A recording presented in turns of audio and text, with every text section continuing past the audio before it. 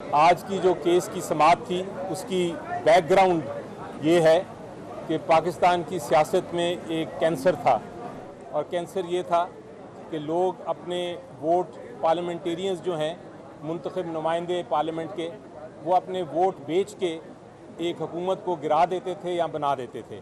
इसको कहते थे हॉर्स ट्रेडिंग, लोटाइज़म भी इसको दिया गया था एक लक़ब।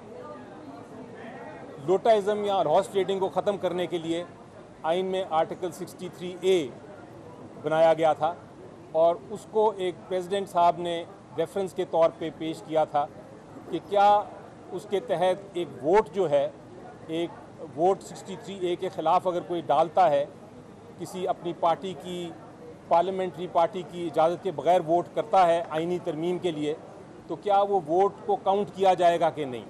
और उस पर सुप्रीम कोर्ट ऑफ पाकिस्तान ने 5 मेंबर बेंच ने फ़ैसला किया था और फैसले का जो मेजॉरिटी डिसीजन का जो फ़ैसला लिखा था वो जस्टिस मुनीब अख्तर साहब ने लिखा था। और फ़ैसला ये था कि अगर आपने अपनी पार्लियामेंट्री पार्टी के बग़ैर कोई आइनी तरमीम में आपने वोट कर दिया तो फिर ना सिर्फ आप नाअहल हो जाएंगे बल्कि आपका वोट जो है वो काउंट भी नहीं होगा। इस फ़ैसले को सुप्रीम कोर्ट बार एसोसिएशन ने चैलेंज किया था। जो चैलेंज किया था उससे पहले एक ऑर्डिनेंस आया और ऑर्डिनेंस में ये कहा गया कि जो बेंचेस बनाए जाएंगे वो बेंचेस एक 3 मेंबर कमेटी बनाएगी। 3 मेंबर कमेटी में चीफ़ जस्टिस साहब, उनके जो सीनियर मोस्ट जज हैं जो जस्टिस मंसूर अली शाह साहब हैं, और तीसरे कोई नॉमिनेट जो करेंगे चीफ़ जस्टिस साहब उसको। ये ऑर्डिनेंस के ज़रिए अभी रिसेंटली हाल ही में एक कमेटी बना दी गई। तो इसका मतलब ये हुआ कि जितनी भी कमेटीज़ बननी हैं, चाहे वो रिव्यू को सुनने के लिए या किसी और केस को सुनने के लिए, उसमें 3 जज साहिबान को बैठना ज़रूरी है। यानी कि चीफ़ जस्टिस साहब, सीनियर मोस्ट जो जज हैं जस्टिस मंसूर अली शाह साहब, और एक तीसरा जज जो नॉमिनेटेड जज होगा चीफ़ जस्टिस साहब का। अब इस ऑर्डिनेंस के तहत चीफ़ जस्टिस साहब ने जस्टिस अमीनुद्दीन साहब को नॉमिनेट कर दिया।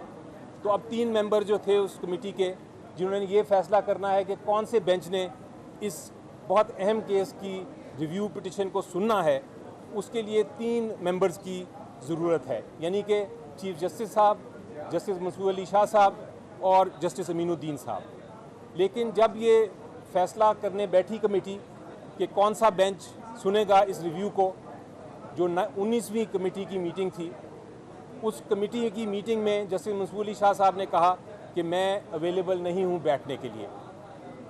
चुनाचे जब वो कमेटी में 2 मेंबर्स रह गए तो कमेटी कोई फ़ैसला नहीं कर सकती हमारी नज़र में कि कौन सा बेंच होना चाहिए और कौन सा नहीं होना चाहिए। लेकिन बहरहाल चीफ़ जस्टिस साहब और जस्टिस अमीनुद्दीन साहब बैठे और उन्होंने 2 मेंबर्स ने, तीसरा मेंबर जस्टिस मंसूर अली साहब उस कमेटी मीटिंग में नहीं थे, उन 2 मेंबर्स ने तश्कील दे दी आज के 5 मेंबर बेंच की, जिसमें जस्टिस मुनीब अख्तर साहब भी शामिल थे क्योंकि वो ऑथर जज थे। हमने फ़ैसला किया कि हम ऑब्जेक्ट करेंगे, हम इतराज़ करेंगे इस कमेटी की तश्कील, इस कमेटी की जो 3 मेंबर बेंच की कमेटी होनी चाहिए थी वो सिर्फ 2 जजेस बैठे। हम उस पर इतराज़ करेंगे कि वो ये जो रिव्यू का बेंच है ये प्रॉपरली तश्कील नहीं किया गया, दुरुस्त तरीके से तश्कील नहीं किया गया। लेकिन आज समाअत शुरू हुई थी अभी तो इत्तला मिली कि जस्टिस मुनीब साहब ने शायद इसी नुक्ते की वजह से जिसको मैंने अभी बयान किया कि इस बेंच की तश्कील ही प्रॉपर नहीं हुई थी, दुरुस्त नहीं हुई थी, शायद इसी वजह से उन्होंने आज फ़ैसला किया कि मैं इस बेंच में नहीं बैठूंगा। चुनाचे आज बजाय 5 जजेस के 4 जजेस बैठे और जब वो जजेस बैठे तो हमने इतराज़ किया और हमने कहा कि सर, हमें एक ऑब्जेक्शन है, एक इतराज़ है कि आपकी जो बेंच है 5 मेंबर बेंच, उसकी तश्कील प्रॉपरली नहीं हुई, इसलिए ये जब तक जस्टिस मंसूर अली शाह साहब उस कमेटी में नहीं बैठेंगे, जब तक वो नहीं फ़ैसला करेंगे और 3 मेंबर्स नहीं होंगे, बेंचेस नहीं बन सकते।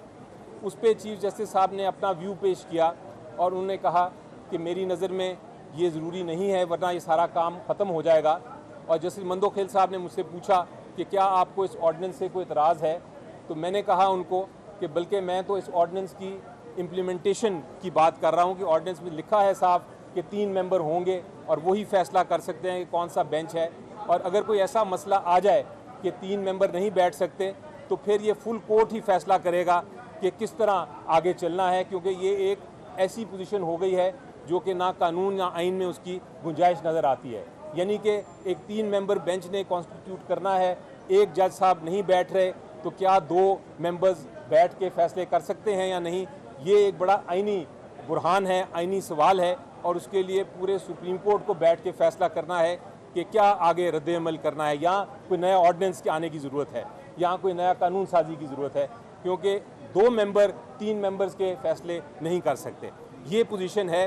बहरहाल चीफ जस्टिस साहब ने कहा कि हम कल बैठेंगे और कल इस चीज़ का भी फैसला करेंगे और नया बेंच भी हो सकता है तश्कील करें।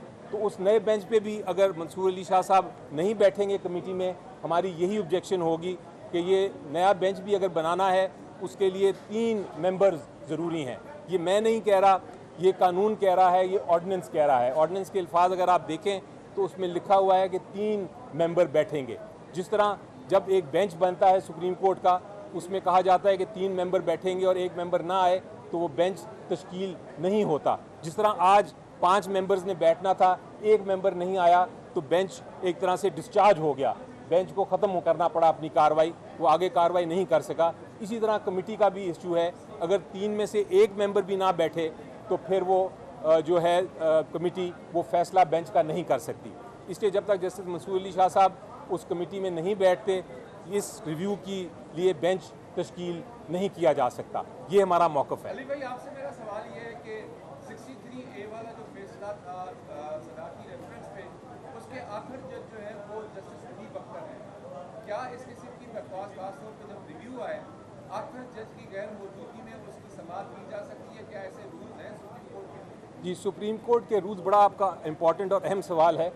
सुप्रीम कोर्ट के रूल्स भी बड़े वाजे हैं और वो ये कहते हैं कि अगर ऑर्थर जज रिटायर हो गया हो या किसी वजह से वो बेंच अब नहीं रहा, उनकी वफ़ात हो गई है और वो अब नहीं आ सकते, तो उस सूरत में आप ऑर्थर जज के बग़ैर भी आप रिव्यू सुन सकते हैं।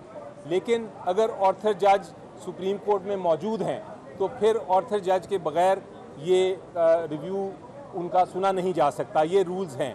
अब ये रूल्स में कहीं नहीं लिखा कि अगर ऑर्थर जज साहब रिक्लूज़ करें अपने आप को या ना आ सकें, या वो अपनी कोई कानूनी वजह से ना वो अपना एक मौक़िफ़ पेश करें, तो फिर क्या वो उसको आगे चलाया जा सकता है उस बेंच को उनके बग़ैर? इसके ऊपर रूल्स साइलेंट है, रूल्स में कोई ऐसा जिक्र नहीं है। इसीलिए मैं कहता हूँ कि इस चीज़ का फ़ैसला करने के लिए एक फुल कोर्ट को बैठना पड़ेगा, सुप्रीम कोर्ट को एडमिनिस्ट्रेटिव साइड पे बैठना पड़ेगा, या एक बेंच कॉन्स्टिट्यूट करें और ये जो आइनी बुरहान है, जो सुप्रीम कोर्ट की इंटरनल इशू का एक बुरहान है, वो उसके ऊपर फैसला करें।